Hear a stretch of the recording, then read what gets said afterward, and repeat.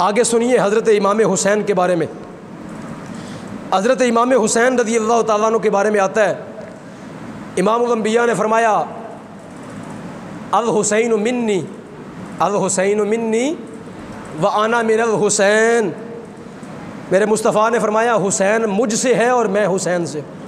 اس کا کیا معنی ہے؟ اس حدیث کا کیا معنی ہے؟ کچھ لوگ اس کا غلط معنی بیان کرتے ہیں۔ اس کا معنی یہ ہے کہ حسین میرے طریقے پر ہے۔ اس کا مطلب یہ ہے کہ امام حسین کبھی میرا طریقہ نہیں چھوڑیں گے۔ جو طریقہ میں قرآن کا دے کے جا رہا ہوں، جو طریقہ میں وہ سنت مصطفیٰ کا دے کے جا رہا ہوں، حضرت امام حسین ہمیشہ اس طریقے پہ کیا رہیں گے؟ قائم رہیں گے۔ اس طریقے پر کیا رہیں گے؟ ہمیشہ قائم رہیں گے۔ اور جب یزید نے منہیات کو حلال کر دیا، جب اس نے منکرات و فواحشات کو حلال کر دیا، جب اس نے شرابیں حلال کر دیں، جب زنا حلال کر دیا، اور جب اس نے ماؤں بہنوں بیٹیوں کے ساتھ شادیاں حلال کر دیں، تو اس وقت مصطفیٰ کا طریقہ کس نے زندہ کیا؟ حضرت امام حسین نے زندہ۔ یہ دو شہزادوں کی جنگ نہیں تھی۔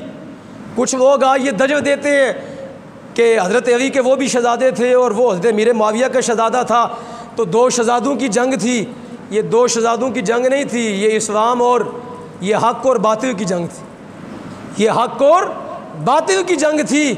اس لیے حضرت خواجہ ہند الولی نے کہا تھا شاہ است حسین بادشاہ است حسین، دین است حسین دین پناہ است حسین، سرداد نداد دست در دست یزید حقہ کے بنا لا الہ ہست حسین۔ انہوں نے کہا کہ یہ جنگ جو ہے وہ حق اور باطل کی تھی، اور اس کی دلیل یہ ہے کہ آج ممبروں پہ حسین کا ذکر ہو رہا ہے۔